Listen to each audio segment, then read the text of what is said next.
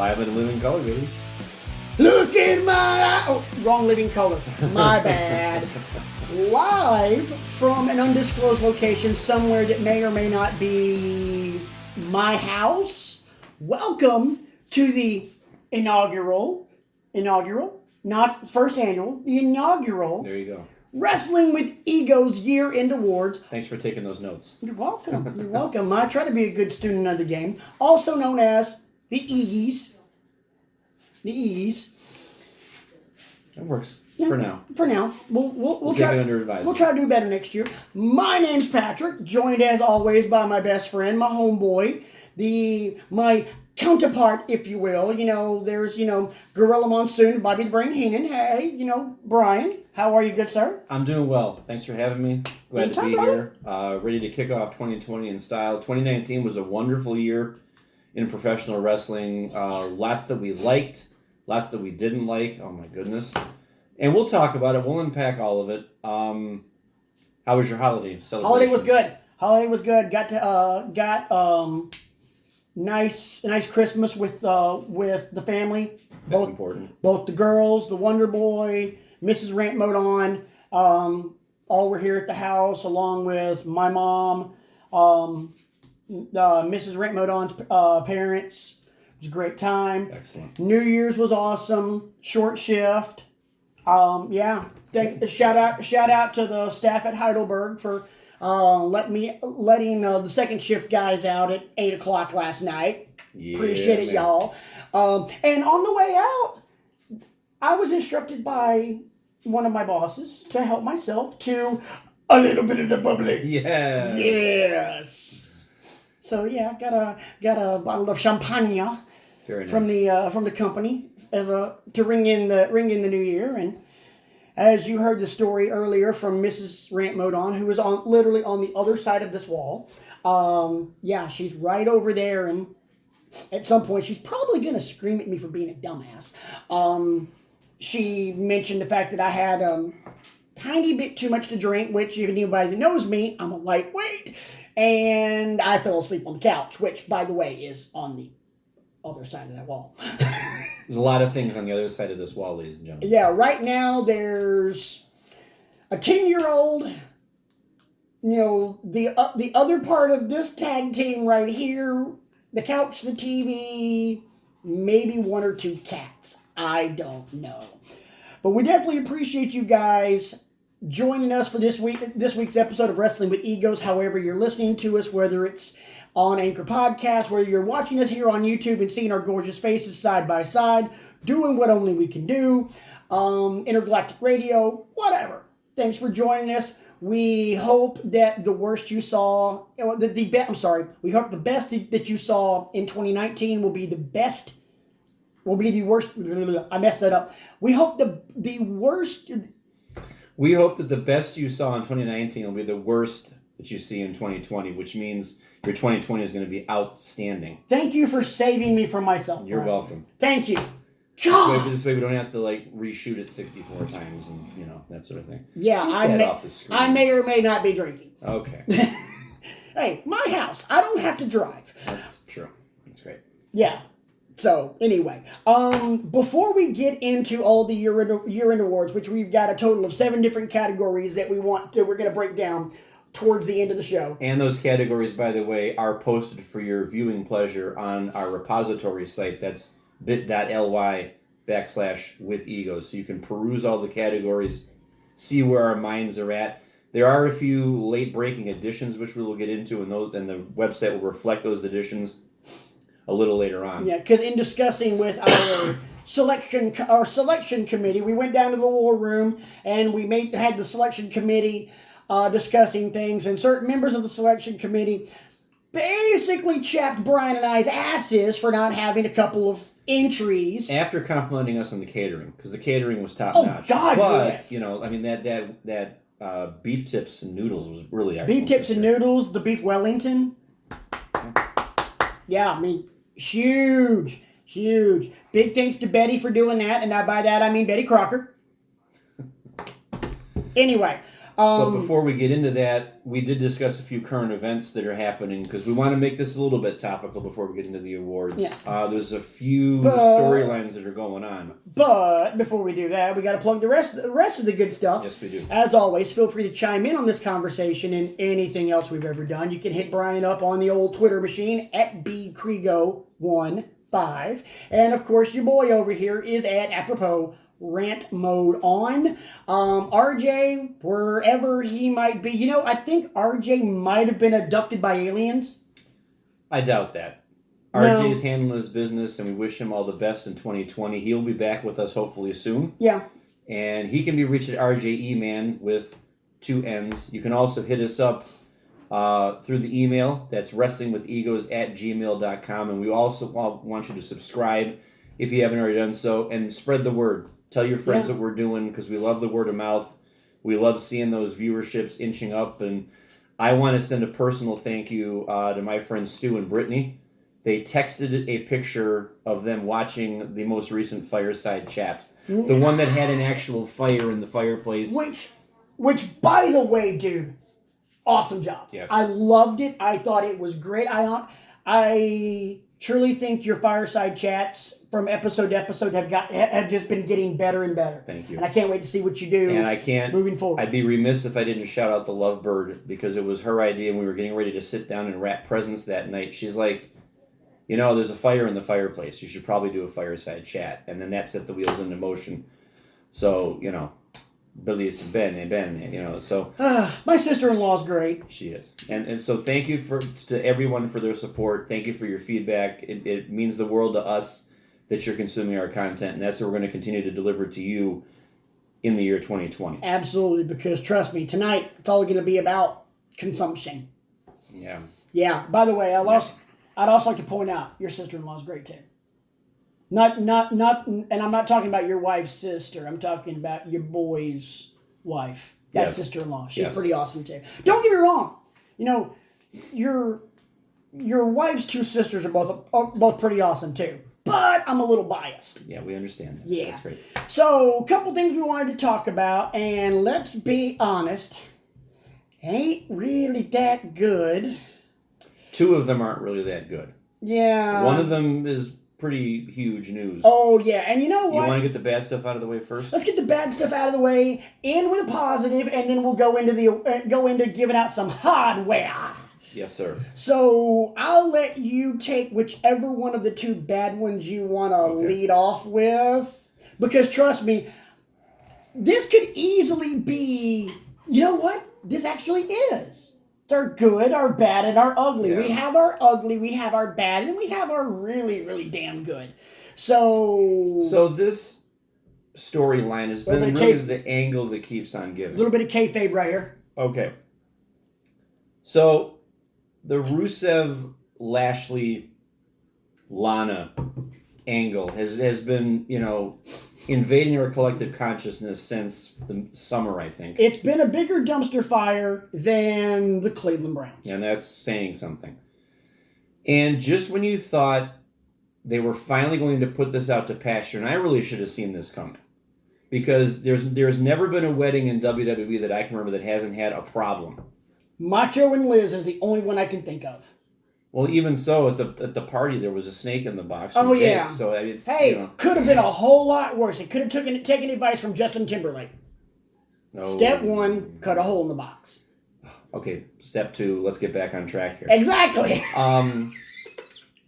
And what did those deep thinkers, those great creative geniuses at WWE decide to do? Let's inject Liv Morgan into this storyline as Lana's lesbian lover. Now, if we're just interjecting Liv Morgan into this, that could be interesting depending on how you're going to play it.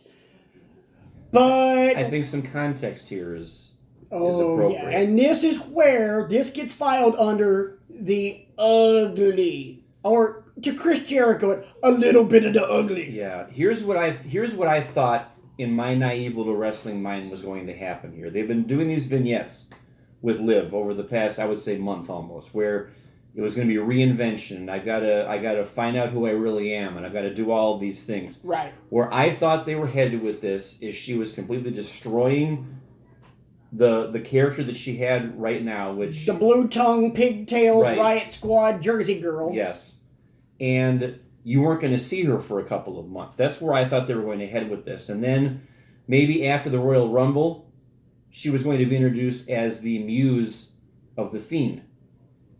It would make sense, because really the only thing missing from the Fiend is a muse, or as you put it in the pre-show run-up to this, a Helen of Troy kind of character. The face that launched 1,000 ships. The reason we go to war. Right. And who's to say that Liv could have handled that on her own, but with Bray helping her along, and huddling and talking to her before we tape a segment on SmackDown or whatever, it could have worked. Oh, there's no way that couldn't have worked. Because Right. Bray would have easily gone, look, kind of pulled one of those JR to Paul Heyman things. Hey, stick with me, kid. You'll be fine. Right. Just follow my lead. But instead of doing that, instead of sinking your teeth in this and it's rife with possibilities, what do? You have the audacity and the unmitigated gall, look those words up a couple times, to take a storyline that somebody else in your employ pitched to you because she's got personal experience living this life of hers. I'm talking about Sonya Deville, who's in the past pitched an LGBTQ angle, and you instead pawn it off on Liv Morgan. And the reaction to this that I've seen anyway has been swift, it's been severe, and it's been resoundingly negative. Oh yeah. WWE is getting their asses kicked in social media, which take that with a grain of salt, because we are talking about social media here, which is True. the ever-growing cesspool of humanity. Don't get me started on that. I kind of play the old man when it comes to social media. It serves a purpose, but it's also a bigger dumpster fire than the Cleveland Browns. But I think our point here is this Lana Bobby Lashley Rusev story had nothing to save it. No. There was nothing. There's no injection that you could give it that would all of a sudden make it, oh, it's a feud I want to watch now. It's not. No. What should have happened is now don't get me wrong. We try and future book and revisionist history book a lot of this crap. And I'm use the word crap on this one because it's crap. We could book this thing as much as we wanted, but the simple fact of the matter is, at the wedding angle on Monday night, it needed to die a very quick death. It needed to be over and done with. But now that we have Liv Morgan alleging that there is a same-sex love affair with Lana, it's going to go on at least through the Royal Rumble. See, here. So you're thinking this when you're thinking everything that you just said when it's happening. Like, oh my God, Sonya Deville pitched this angle and blah blah blah blah blah, and this is crap. Liv Morgan comes out, and I'm like, oh man, they're gonna do the lesbian angle. Which, don't get me wrong, I am very pro LGBTQ, never had a problem with it. But here's what I'm thinking. They're going here. Great. Not because I'm not in favor of the angle. I think it's very groundbreaking, regardless, because it's something that wrestling really hasn't pushed a lot, ever. But at the same time, I'm thinking, but this shithole's going to keep going. Right. No!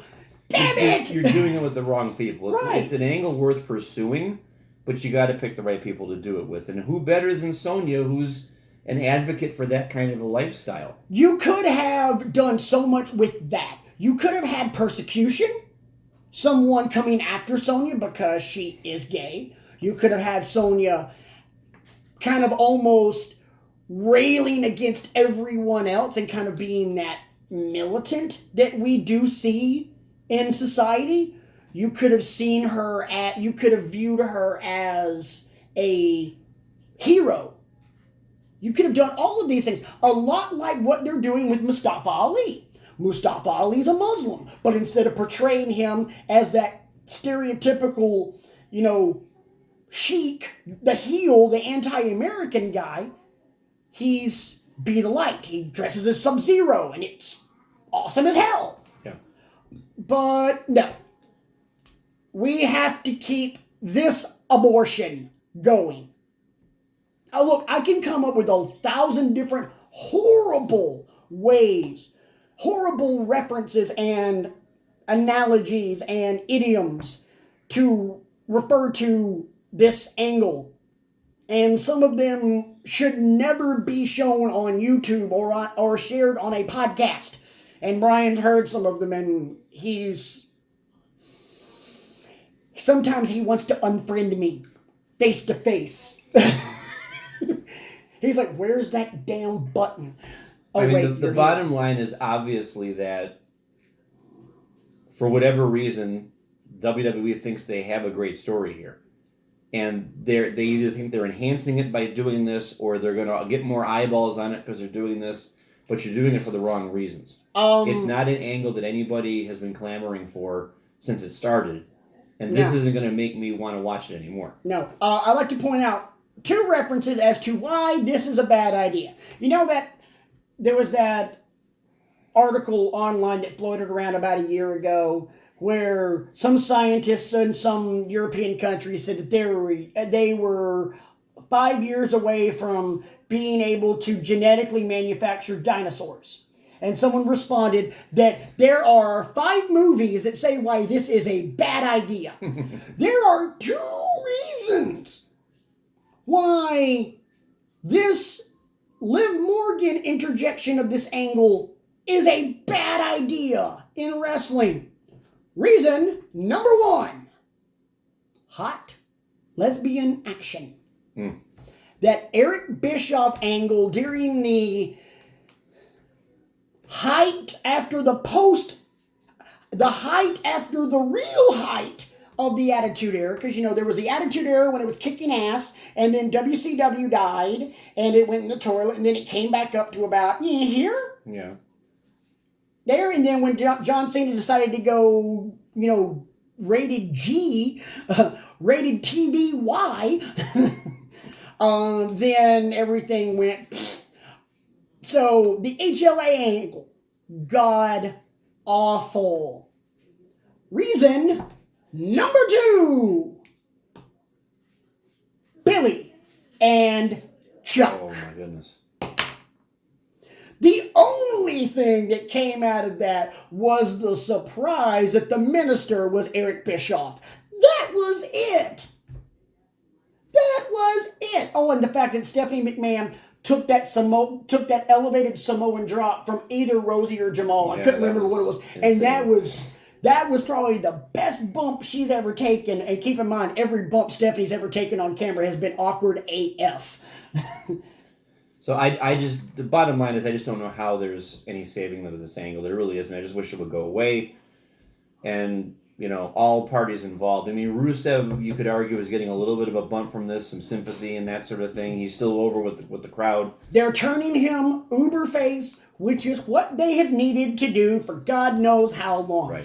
If the whole point of this is to create so much nuclear heat on everybody else that Rusev gets over in spite of that, mission freaking accomplished. That's what we wanted to do all along, pal. That's good crap, pal. I'm trying to keep the swearing to a minimum. All right. Let's get on to the next one. You know what? Because you really look at the other 2 pieces of news, they're both pretty good. Right? Well, see, I have a little bone to pick with another one, too. All right, well, go with that one, and then we'll get to... In my fireside chat, the most recent one that's up for consumption on YouTube, please watch, I gave out presents to wrestlers. Yes. And one of the gentlemen that I gave a present out to was Samoa Joe. Oh, yeah, I forgot. I forgot that this was the point. Yeah, Samoa Joe has been doing great work on Raw commentary. He's got a great perspective because he's an in-ring performer. And he's not an in-ring performer who's 25 or 30 years removed from his best work. Looking at you, Jerry the King Lawler. 25 or 30 years? That was the first number that popped into my head. It's probably 40 or 45. Ding! Yeah.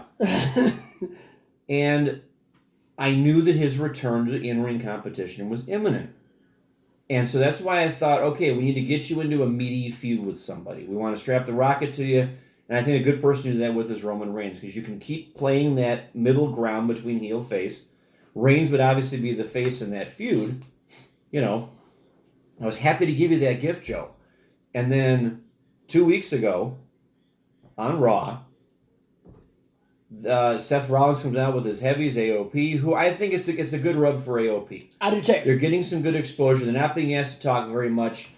They're accentuating their positive, which is they're butt kickers when they get out there. They're stiff workers.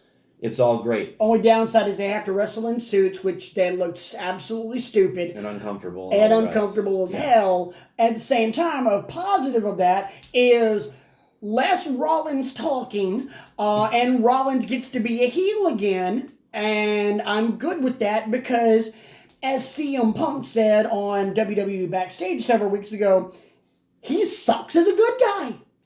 Yeah. He is as believable as a good guy as Steve Austin was, Stone Cold was as a bad guy during the whole alliance angle. Right. So AOP and Seth are they're beating up Rey Mysterio up one end and down the other, and they come over towards the announce table with the intention of putting Mysterio through the announce table, and Joe stands up. And I thought to myself, okay, they're just going to back him down. That's going to end the episode. Well, that's not what happened. Rollins said, finish him, and the AOP work over Joe. They put him through the table. And that pissed me off. Let me ask you one question. Why? Because I liked it. And I'll tell you why after you tell me why you hated it. It pissed me off because that's not how you reintroduce Joe to the ring. You transition him off the commentary team, you put somebody else on there, and then after about 3 weeks, have him cut a few promos. And then have him go into a feud with somebody not named Seth Rollins. I don't know who that would be, but showing him that disrespect of, I'm just going to beat you up 3-on-1, and I'm going to put you through an announce table, is a horrible way to reintroduce him, I think. That's why it pissed me off, because he deserves better than that. And you got that big old grin on your face. I got 3 words for you. Oh my God, here we go. Rant mode on. REVENGE, my good brother. Because what you are talking about here is Samoa Joe, who has a history and a reputation for being almost professional wrestling's angry right hand of God. Yes. He is the inevitable. He is one of the best ass kickers of this generation of wrestling fans. And he is also the one that loves to touch everybody but with the power game. Power game. Because the power game will never let you down. Never let you down. Why not beat the piss out of Joe as commentary, and then it's Guns of the Navarone. I'm on a hey, surprise, MF, I'm cleared. I'm coming for you. I'm coming for you right now. I'm not coming for you when this cast comes off. I'm coming for you now. So in the immortal words of the old school Bray Wyatt, run. But doesn't that weaken, because ostensibly if Joe does that, he's going to dispense with the AOP like that, and he's going to dispense with Rollins like that. Doesn't that weaken Rollins as a heel? He doesn't dispatch them just like that, because it's still 3-on-1. And 2 of them dudes in that group of 3 are still big, gigantic, scary-ass monsters. So those 3 will still get over on Joe.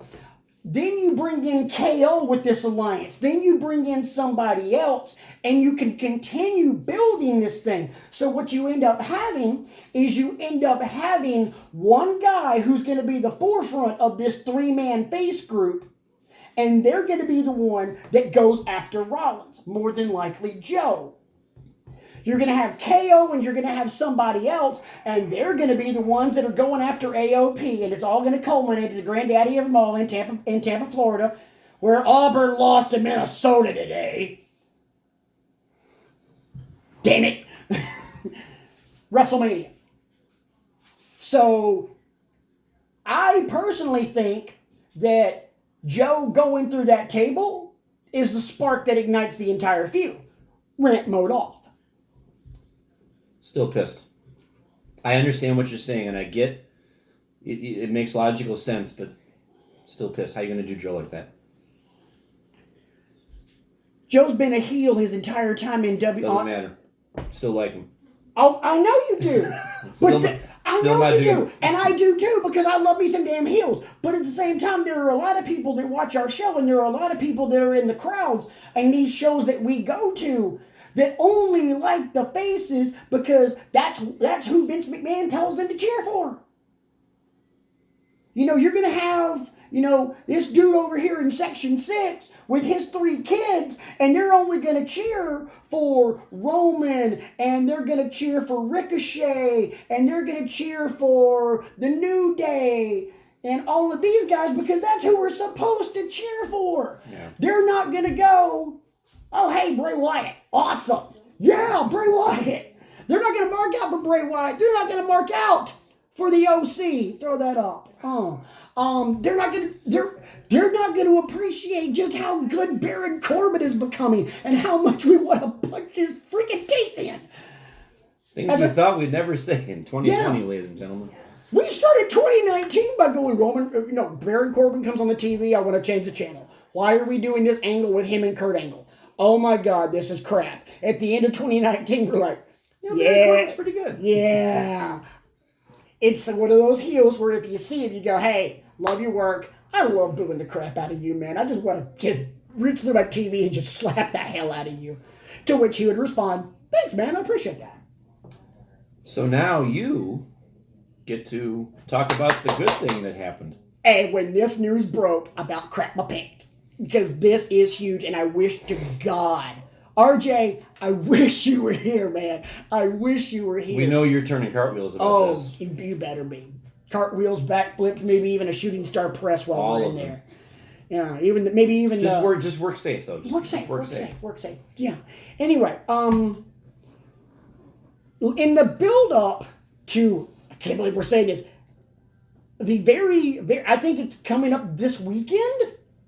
Isn't Wrestle Kingdom? Wrestle Kingdom is nigh. Wrestle Kingdom is nigh, in which, Jushin Thunder Liger retires. Kazuchika Okada's going to wrestle both nights. And... Oh, by the way, Kazuchika, I hope you got that present. Double title defense that's coming for you. I think the second match is a tag match. I think it's him and... Ibushi. And by the way, shipping charges to Japan, man. I know, right? Jeez. Good God. And people work FedEx. What the crap, dude? I mean, the Wrestling with Ego's budget was strapped last week. I know. I could, We got it to you, though. It got there. You signed for it. Yeah. So, with our compliments, please enjoy it. But I didn't get my monthly supply of Skittles. Those are on the way. Yeah. They're hung up in customs, I think. Yeah. Anyway, moving right along. Chris Jericho is Le Champion of AEW. Is wrestling Tanahashi. What is Tanahashi's first name? I don't remember. Is it Hiroki? Yeah, Hiroki Tanahashi. Hiroku. It's either Hiroki. Hiroku Tanahashi. Apologies if we butchered that. Yeah, apologies if we butchered that, and apologies to RJ, because RJ would kill us.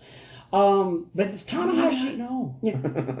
Hiroshi Tanahashi. I knew it would come to me. Hiroshi Tanahashi and Chris Jericho at Wrestle Kingdom. Yes, please. Yeah, we'll take it. Yes, we'll please. Take all of it. Oh, yeah. And there's a stipulation in this match, which makes it pretty dang sexy. If Hiroshi Tanahashi defeats Le Champion, Chris Jericho, then what happens? Hiroshi Tanahashi will then earn a shot at the AEW World Championship. Dun, dun, dun. That is big. That is huge, because that means two things. Let's be honest. Boys and girls, if you've watched wrestling as long as we have, we're going to... Hang on. I have a prop. I have a suitable prop. Luckily, my 4-year-old's... prop closet. Yeah, luckily my 4-year-old's toys are right over there. This is the carrot.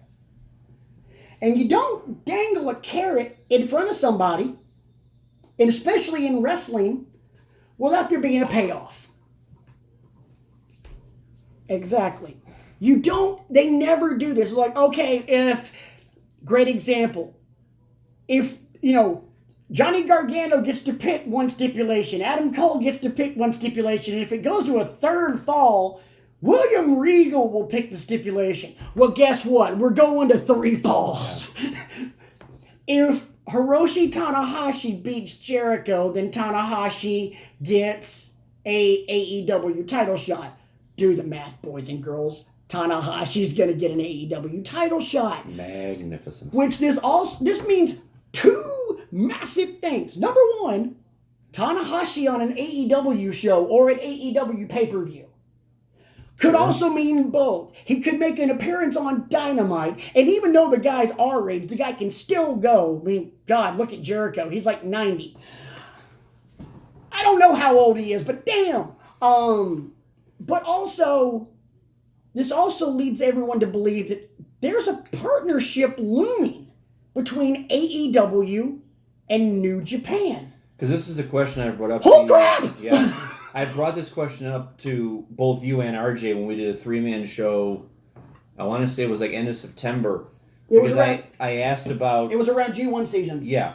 Because I asked everybody about what the contracts are for guys like Moxley and Jericho that they can ply their trade over in Japan and still come back here. And will we ever maybe... I don't know if we asked the question then. Will we ever see it reciprocated? We did, and RJ shot it down. Also, keep in mind, Jon Moxley is facing Lance Archer for the U.S. title at Wrestle Kingdom. Is he trying to regain it? Yeah, he's trying to regain it. Archer's the current champ. Gotcha. About damn time too. They finally did something with Archer. So you've got both of those guys. I think this is the perfect way to introduce a partnership between AEW and New Japan. Not because they're trying to compete with anyone else, but they're both trying to do the exact same thing right now. They're both trying to grow in the United States. Yes. What better way than to use each other for the common good? It's going to give us more great wrestling matches, which is what we're all here for. Yes. Why? Because today's magic word, boys and girls, is consumption. Whether you're consuming Brian's Cherry Pepsi, that's your cue. Yeah, man. Whether you're consuming my unknown substance, which, according to YouTube standards and practices, I'm not allowed to drink in frame.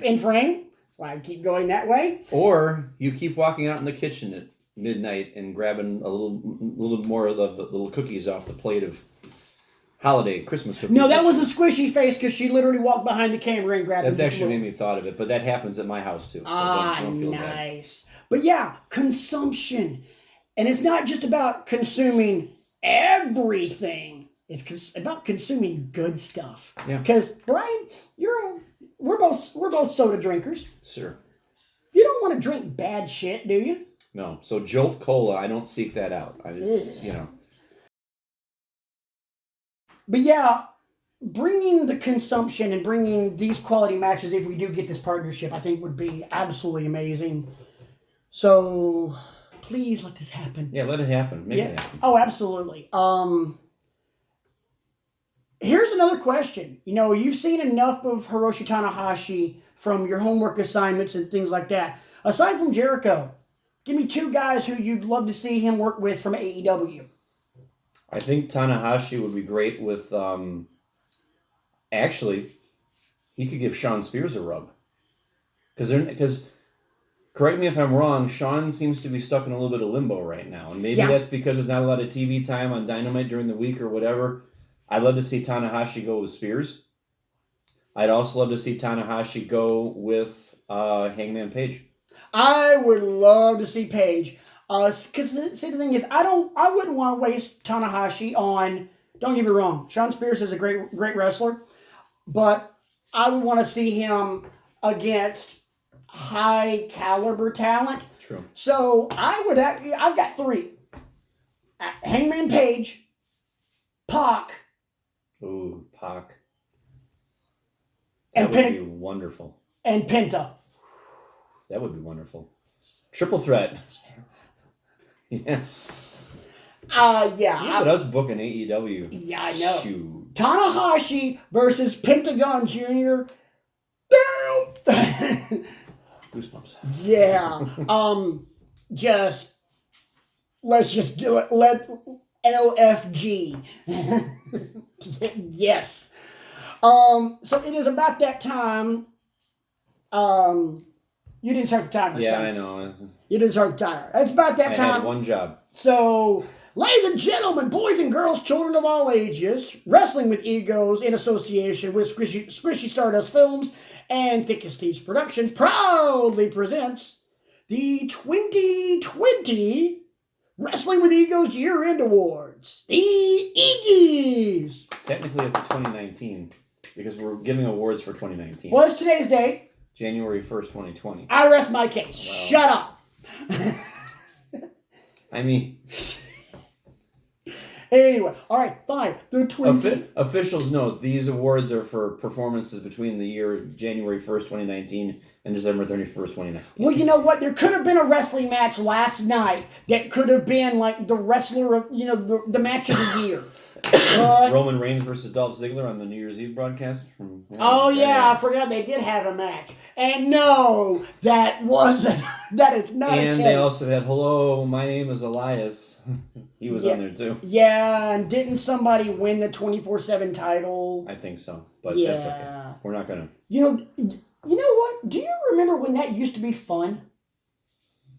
Yes. The 24/7 title? You remember that? And then NASCAR guys started winning it, and Legends started winning it. Fox execs started winning it, and it just became really stupid and nonsensical. This is why we can't have nice things, WWE. And something about consummating Drake Maverick's marriage.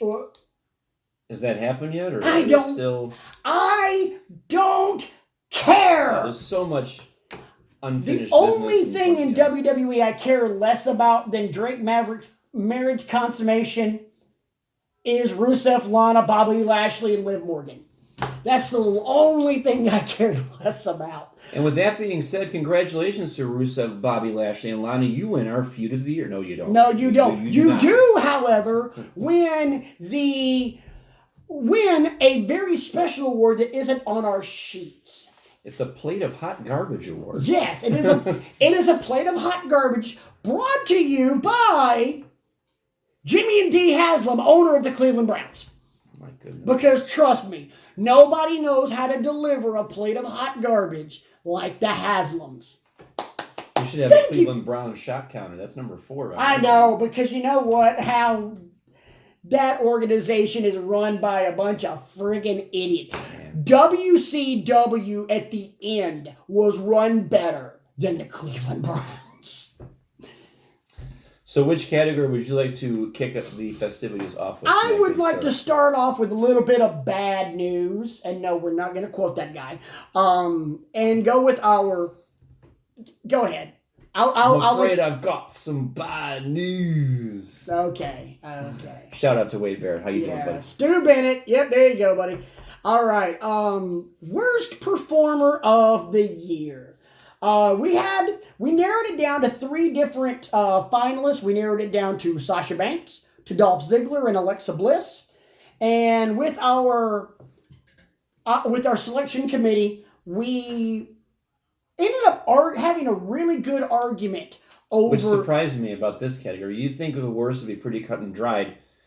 To be fair, we passed over Alexa for this one because you can't punish somebody for having an injury. Alexa's still working out her concussion issues, and we wish her all the best in her recovery from that. So we didn't think she was deserving, really, of this award. No. She had an uneven year, and that's why she was in the category. But in the end, the other 2 performers here, Sasha and Dolph Ziggler, for very different reasons, were the ones that we ultimately considered for this. Right. The committee... which the committee is the official award, agreed with one of us, and the other one didn't. So we're gonna argue, but the committee awarded the worst performer Egie to Sasha Banks. I'd say congratulations, but I'm not going to. I'm just going to highlight your name. And I argued Dolph Ziggler because, as Brian put it in our selection committee meeting, that Sasha came back with such this great fanfare and then flat. Right. You talk about the circumstances surrounding her leaving for 3 months or whatever it was, came back, and a lazy, or what I thought anyway, was a lazy heel turn. And it didn't result in a whole lot of buzz, you know. And then there was Dolph Ziggler, who hasn't changed anything since 2009. He wasn't entertaining in 2009. 10 years later, still not entertaining. I think ultimately what made the committee go with Sasha was it was a bit of a higher profile failure. Yes, I agree.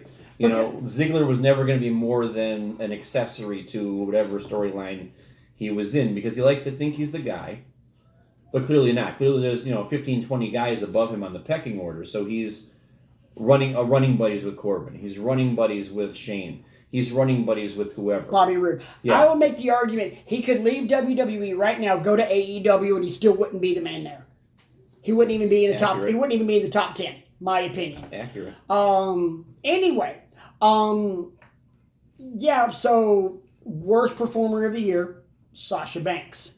Let's go. Even though we've got it written down on a different order on our sheets, I want to kind of mix this up and save one for later. Let's go with another one. Well, let's go with one that was a unanimous across the board discussion, and it took about 15 seconds. And that would be Feud of the Year. Now, our Feud of the Year, I've got my nominees over on the other side of the table, literally right under the camera, so why don't you read those off? I would love to. Thank you, buddy. I appreciate that. Our nominees for Feud of the Year, and there were a couple, as I alluded to at the beginning of the show, there were a couple feuds that got in here after some late research. After I put the nominees up on the bit.ly site, we became aware of these feuds, and I don't understand how we forgot them, but we did, and we are sorry. But they got worthy consideration here.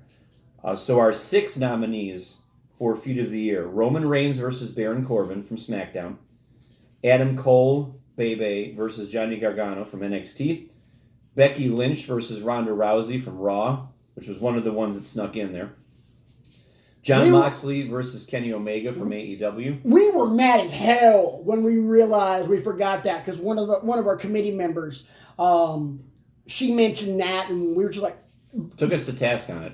Yeah. Chapped our asses, and Brian and I just looked at each other like, but to be fair, WrestleMania was so long ago. But still, that doesn't excuse it. But it's at the same time we were like, oh crap, how did we miss that? We also had Cody versus Chris Jericho from AEW, and another sneaky good one that you forget how good it was, because again it was back WrestleMania season into SummerSlam. Kevin Owens versus Shane McMahon from SmackDown. Yes. Ultimately, though, we looked at all of these angles and we determined there was really only one of these feuds that had everyone's vested interest to a point where it was a stranglehold on all of us, because we all were... Because what's one of the things that makes a good feud? Longevity. Longevity. Length, longevity, and championships. Yes. And what better way to have a feud than by having to settle a vacant championship? And that's how the feud started. And we ended up with 2 out of 3 falls matches. We had another match in there, and they were all phenomenal. So the Feud of the Year, we went to Johnny Gargano and Adam Cole, baby. Boom. It was, no pun intended, it was undisputed. And another great thing about this feud was, by the end of it, it wound up bringing a whole lot of other people along for the ride. Oh, God, yeah. because it was actually going into Survivor Series season where they were folding Matt Riddle into it. They were folding the returning Finn Balor into it. They were folding Ciampa into it, here and there. So Keith Lee was folded into it at one point. It was just, a great job by all participants, and the matches were unbelievable. We did not have this as a category, but just real quick, if we were to have done an angle of the year, you could probably make the argument that probably the best overall angle of the year was probably the Undisputed Era's prophecy being fulfilled, wouldn't you? Yes. That would be I a strong contender. Oh, yeah. And I thought it was great. So let's go to one that we did argue on, and that would be Tag Team of the Year. So our nominees for Tag Team of the Year were the Undisputed Era, being Kyle O'Reilly and Bobby Fish. Formerly known from the Ring of Honor days as Red Dragon, and we'll refer to them as such for the remainder of the show. So Red Dragon, the Lucha Brothers, and Private Party, and the Revival. We had 4 nominees. This one got contentious. We actually had votes cast for all 4, because some people believe that the Revival still, despite the god-awful storylines they've been given, best tag team on the planet. There's really no arguing that. Private Party, from their debut on AEW Dynamite on the very first episode, from that match with the Young Bucks, put their card on the table and like, here we are. And then you have Red Dragon and the Lucha Brothers, arguably two of the other best tag teams on the planet. But with the matches that they put out, we gave the award to the Lucha Brothers. I still argue that we should have given more credence to the Undisputed Era. And I don't think it was a case of us not giving credence to it, but I think Luchas, I put it forth that the Luchas had a little bit more at stake this year because of what they were involved with. All the AEW stuff gets a lot of run on our show because of the fact that you're a debuting promotion, you're trying to get eyes on your product, and you really can't afford to have missteps. You can't afford to go out and have a clunker show when you only have had 4 shows under your belt, or a clunker pay-per-view when you've had less than 5 under your belt. And the Lucha Brothers, time and time again, except for a few imperceptible slip-ups here and there, are delivering 4- and 5-star matches at the drop of a hat. Yeah, there's no question. And we'll get with whomever they're in the ring with. And we'll foreshadowing alert. So yeah, I think for me, the reason and my vote was Red Dragon, but I think the reason they ended up taking second in our committee's poll was a simple fact of, this has been them all year long. Whereas the Lucha Brothers raised everything to a higher game. Mm-hmm. Kind of like Dolph Ziggler. Dolph Ziggler's been down here the entire time. Sasha Banks was up here and then right back down. So that's why worst performer versus Ziggler, because Ziggler's entertaining. Ziggler's as entertaining as a Marvel movie with no dialogue. That's pretty entertaining. No, actually, no. No sarcasm. It's as entertaining as a Samuel L. Jackson movie where he's not allowed to say mother effer. There you go. And yes, I know there have been some movies where he's done that. It's a joke, people. Where do you want to go to next? Do you want to go to I say we go to Breakout next. Let's go to Breakout. Because this one was fun. Because when we made the announcement of the nominees on our last show, we threw these out there. Some of the committee members in our discussion thought that these were awards for for another award and didn't really think about it. So once somebody explained to these people, this is why so-and-so is nominated for this. Light bulbs just bing! Right. And it was beautiful. So the nominees for Breakout Superstar or Breakout Performer of the Year are the aforementioned Private Party, the Limitless Keith Lee, Bask in his glory. Tessa Blanchard, and Bray Wyatt.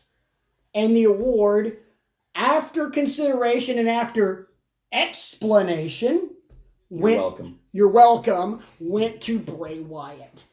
But Bray Wyatt's a main eventer. Bray Wyatt's the Universal Champion as of this recording. Why is he Breakout? Let's look at what he had to do to get there, because we've said at length on this show, all three of us love what he's doing right now with the Fiend character. I liken it to what Tim Robbins had to do in the Shawshank Redemption, that mile of crap that he had to crawl through to get to his freedom.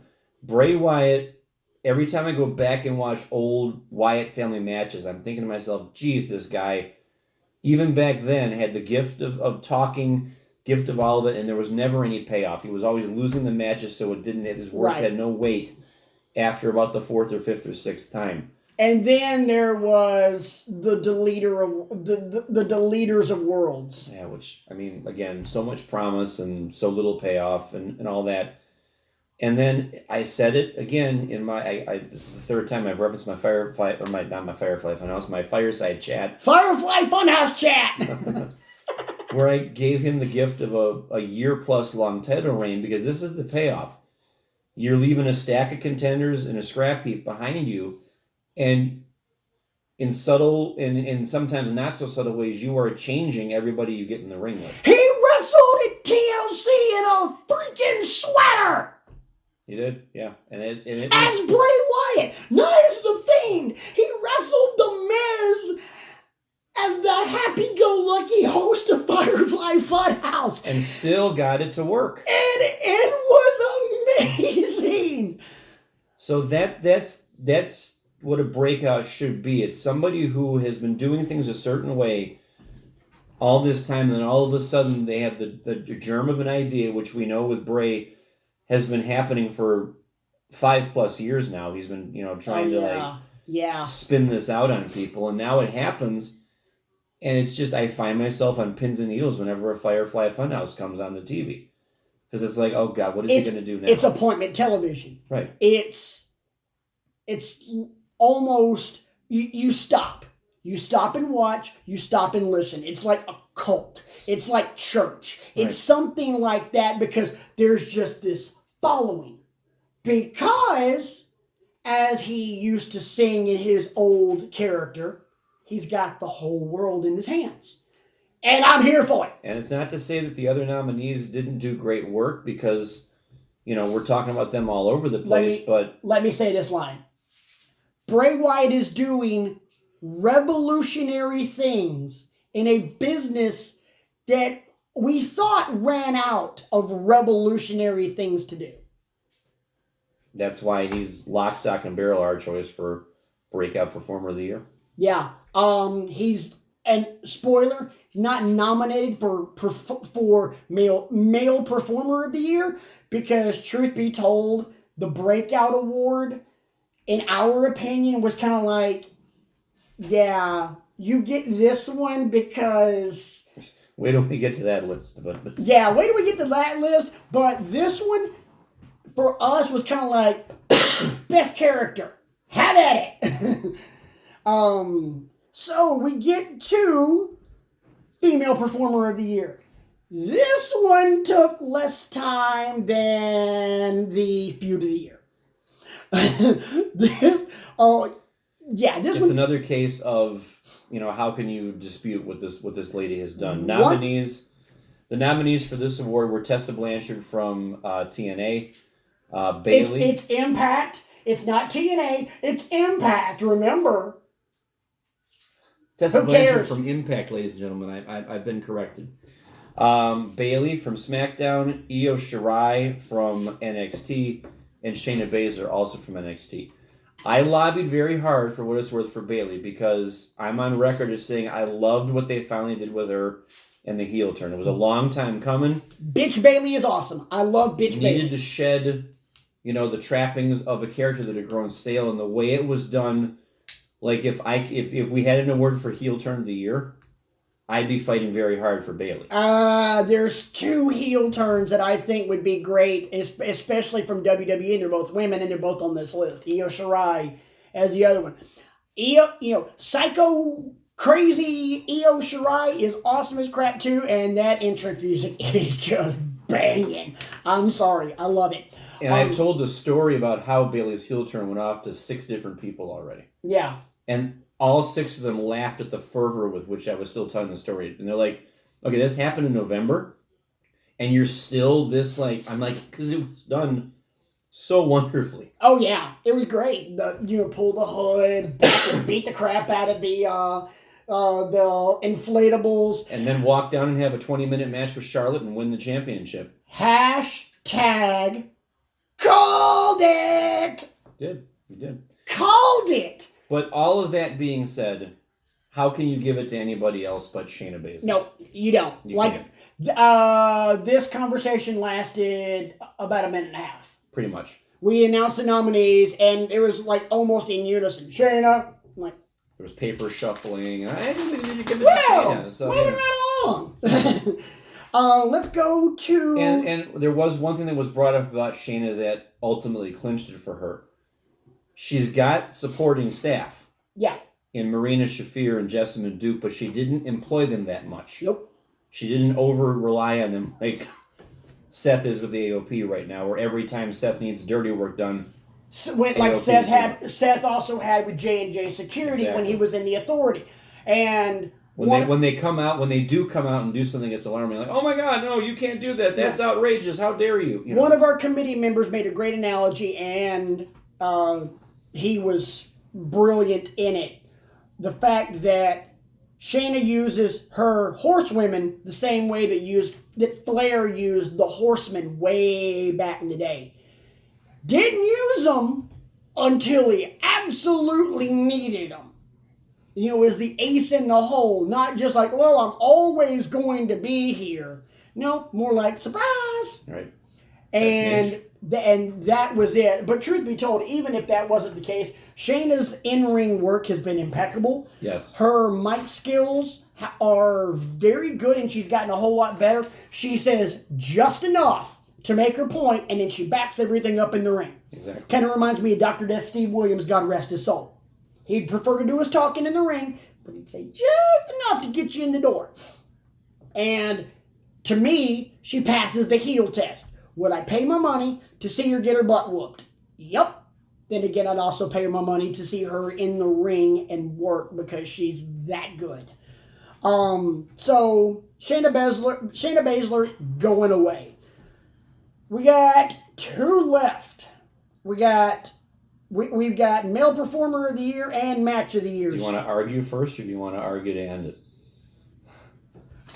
We're arguing on both. We're arguing on both of them. Let's start arguing then. Well, let's go ahead and get the male order, the male performer out of the way. Nominees, please. We had 6. This is a 6-pack in this one. Our nominees for Male Performer of the Year: Tommaso Ciampa from NXT, Kazuchika Okada from New Japan Pro Wrestling, Jon Moxley from AEW, Cody Rhodes from AEW, Chris Jericho from AEW, and Adam Cole, Bebe, from NXT. And no, you are not hallucinating. There's a lot of people from AEW on this list with good reason. Oh, yeah, because they've been putting out quality match after quality match after quality match, and even when they weren't officially affiliated with AEW, they were still pulling out quality match after quality match. Yep. Moxley didn't really break out until he left WWE. Instantly became IWGP United States Champion, had a great run during the G1 Climax, went to AEW, and has been wreaking havoc ever since. On the microphone and in the ring. Oh my God, yes. Chris Jericho from AEW, 90-something. I think he aged another 3 years while we've been doing this show. Jericho might be 97 at this point. But he's over as anything. He's over, and he's still delivering very good matches, despite having the dad bod to end all dad bods. But you know what? He's still got a little bit of the bubbly. Cody Rhodes, my God. Cody just bet on himself and came up aces. Yeah, and it's been just absolutely just brilliant. Then you've got, who else we got? Kazuchika Okada. We've got God. Enough said. The single best wrestler on the planet. Can we make the Kazuchika Okada award and just give it to Kazuchika Okada? Sadly enough, though, spoiler, Okada didn't win it. Yeah, he didn't win it. He didn't win it this year, and we have and one of our committee members had a great reason for not voting for Okada, and we'll explain it in a second. We'll break it all down for you. So the award went to Jon Moxley because of the breakout that he had in the second half of 2019 and how much buzz he created. I, on the other hand, argued for Adam Cole, baby, because of the buzz he created, not only for himself, but also for the brand, because Adam Cole had 5-star match after 5-star match after 5-star match, and if you really wanted to look at just the laundry list of matches this dude had, you could literally have an award ceremony just for his matches. All 3 of his matches with Gargano. He's defended the title against Balor. He's defended the title against Matt Riddle. He's had matches with Keith Lee. He wrestled Rollins. He wrestled Daniel Bryan. He beat Daniel Bryan. He beat the American Dragon on SmackDown. It's staggering. This dude, that was my argument. Adam Cole had the best year of any wrestler alive. And I think this is a case of, again, you couldn't go wrong. Like if we had shot 6 versions of this show tonight, right? And the one that you wound up watching says that Cody is the male performer of the year. Not arguing. You mean there's no argument. So, but I think what tilted it in Moxley's favor is I don't know that any of us really knew what he was capable of because he was in the Shield and he was part of an ensemble. When he was given the run in WWE as champion, it didn't work out so well. And then you knew he was frustrated. You knew he was, railing against the system and all that. And now he's let loose from his contract finally. Goes to Japan, turns all those heads in Japan. Goes to AEW and, my God, turning all these heads. Right. Incisive on the microphone. Great match quality. Taking risks that we never knew he was capable of taking with the lights out unsanctioned match at Full Gear. And on and on and on. But he's not overstaying his welcome. Like, everything he's doing is fresh, and it's a revelation. It's intense. Yeah. You are not going to look past me. No, it's impossible to. So I understand giving the award to Jon Moxley. I still say Adam Cole had the better 2019. You will not get me. You will not change my opinion on that one. I'm sorry, no matter how much you or anybody else on our committee tried. Not happening. I'm sticking to my guns. But the committee has spoken, so let it be written, so let it be done. Congratulations, John. Yeah. Which brings us to, I think this is the only argument that Brian and I had where the committee actually sided with me. And I'm proud of this one. Match of the year, which I feel, as executive producer of the show, and I am pulling rank here. Wow. I don't pull rank on the show that often. But as I feel like this is the most important one. Because we as fans care mostly about consumption. Agreed. When I turn on TV on Mondays or Fridays, DVR, and on Wednesdays, I want to see good matches. I'm a wrestling fan because I want to see good shit. And you satiate me by providing me with said good shit. And for frame of reference, none of that good shit came from Monday or Friday this time. No. These 6 matches that we're talking about. Wednesday in Japan. Yeah, Wednesday and Japan. Wednesdays, a couple Sundays here and there in Japan. Yeah. Oh, and a Saturday. There's a Saturday mix there. Yeah. Wednesdays, Saturdays, Sundays, Japan. And we're not real sure what day that match happened, but the nominees are. The nominees are, and honestly, this is another category where anytime if you pick one of these 6, you can't go wrong because all these matches were bonkers. The G1 Climax semifinal match between Tetsuya Naito and Jay White, baller. Yeah. The men's War Games match, the Undisputed Era versus Team Ciampa, which consisted of Dominik Dijakovic, Keith Lee, Tommaso Ciampa, and the conquering hero Kevin Owens. Loved it. Love Adam Cole's selling of Owens coming out. Fear of God. Just fear of God. Loved that match. Might not have been, whether or not it wins this award, no spoilers here.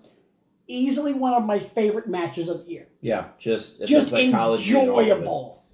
Then you had Adam Cole and Johnny Gargano, the first 2 out of 3 falls match they had in April at NXT TakeOver New York. This is the one, people, that Gargano won the title when it was vacant after Ciampa had to vacate. So really and truly, this one should have been the final chapter of Ciampa Gargano, but alas. We also had the debut episode of AEW Dynamite, Private Party versus the Young Bucks. Good Lord. That's the one that had me messaging these people and saying, I can't believe what I'm watching here. You called me! Yes. I forgot that I called you. You were messaging me and RJ, and then you called me. I found the digits, and I'm like, we need to talk about this. What are we watching? I'm like, just shut up, man. Then we had the unsanctioned Lights Out match at Full Gear between Kenny Omega and Jon Moxley. Still cannot watch that barbed wire spot. And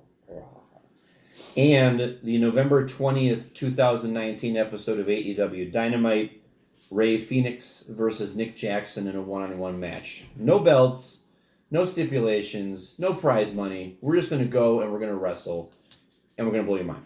And so those are the 6 nominees. And you know why that match made the list? Not because of us, not because of our selection committee.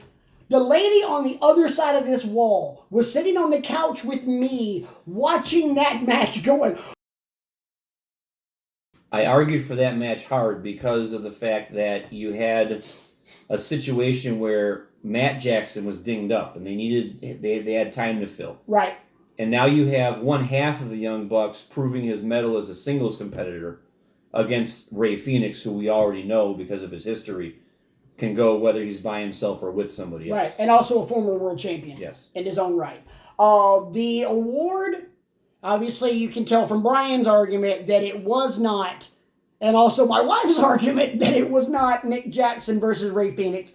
The award went to part 1 of Johnny Gargano, Adam Cole, baby. Can't argue either one. I think from an enjoyment standpoint, my 4 favorite matches of the year are Nick Jackson and Rey Fenix, the War Games match, Gargano Cole 1, and Private Party Young Bucks from the debut episode. Those to me were just enjoyable. They were fun. They were like, oh crap, this is what wrestling's supposed to be. I'm a 41-year-old dude and I'm marking out about fake fighting with a suspension of disbelief that belongs in sci-fi movies and Star Wars and crap like that. And I'm applying it to this and like, oh my God, this is so awesome. And for me, those 4 matches were the most fun of the year. So congratulations to Adam Cole and Johnny Gargano for that great match at TakeOver New York. No, not congratulations. Thank you. Yes. Thank you. And thank you to all of the nominees. Thank you to all of the winners for plying your trade the way you do and giving us great content to consume. That's all we're here for. So I'm going to ask you a question. Sir. I'm gonna ask you to make a couple of predictions. I'm putting you on the spot here because this is not on the format sheet. We got a couple minutes left to go in the show. We'll make this our bar talk. Right. This will definitely be some unofficial bar talk. One more round. Yeah. Prediction for 2020. Who will be 2020's breakout star of the year? I'm going to say Darby Allin. I think Darby Allin gets a bigger push than he's already gotten in AEW. I'm not going to say he ascends to the AEW title and is wrestling Jericho and all that, but maybe they create a secondary, like a TV title. Yeah. They're going to have to at some point. Yeah, and because there's a lot of people, a lot of personalities there that need something to fight for. And what the impression he's already made on me personally this year, I think you're going to look at Darby Allin as the breakout of 2020. For me to break out of 2020, because this is her brutality, it's going to be Rhea Ripley. With what we saw at the end of 2019 from Rhea Ripley, from her performance at War Games to her match with Shayna Baszler where she won the NXT Women's Championship, becoming the only woman to ever hold the NXT Women's Championship and the NXT UK and US Women's Championships. Right. I think 2020 will be Rhea Ripley's year. I'm looking forward to that. What else? Is there any one thing in 2020 that you're really looking forward to or hoping to see? For selfish reasons, I'm hoping to see what they call it, big pushes or returns to relevancy for some of my personal favorite wrestlers. Guys like Kevin Owens, guys like Samoa Joe, people who I think have, again, been miscast, or marginalized for whatever reason. I want to see them get some run. We don't need to rely on Shane McMahon anymore. We don't need to rely on, John Cena coming back for 2 months anymore and Right. that sort of thing. You've got people right there. Right. There are three things I'm looking forward to. There are a few things I'm looking forward to, and some of them are rumored. And we'll address those rumors right now. Here in a couple seconds, rather. I'm looking forward to seeing what NXT does in 2020. Yes. Because they ended 2019 on a massive high note. Agreed. So, damn. Looking forward to that. I'm looking forward to seeing what happens between AEW and New Japan Yes. with that rumored merger. That would be wonderful. Yes, it would be. And there's one WWE rumor that I keep hearing, and it's getting a lot of buzz. There is a rumor that a WWE Hall of Famer is returning. I heard about this. I don't know how I feel about it. If it's true, I hope he's healthy, and I hope he has a long run, because he's one of my all-time favorites, and, in my opinion, worthy of being included in our GOAT discussion. You're talking about? The rated R superstar himself, Edge. There's a rumor that he's cleared, he's been training, he's healthy, and he wants one more run. He wants to be able to truly go out on his own terms. And if that happens, I know we'll probably be watching the pay-per-views over at your house. True. Somebody catch me, because I'm probably going to faint. Because Brian knows that aside from Sting, my other boy in wrestling has always been Edge. Always loved him. So, please, if this is true, please let it it's all happen. contingent on his health, because we know the circumstances under which he left with his, neck, spinal column and all that kind of stuff. He needs to do it healthy if he's going to do it. Agreed. And if he doesn't do it healthy, maybe the wrestling gods can show us a little bit of favor and maybe give us a WrestleMania match with Undertaker and Sting? Please? I mean, okay, they're both old as crap and they're both beat up, but hey, I'll still buy in.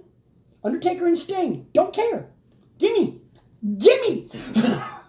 So, we hope that your 2020 is blessed. We hope your 2020 is awesome and fun and filled with great fellowship with the people that you hold most dear.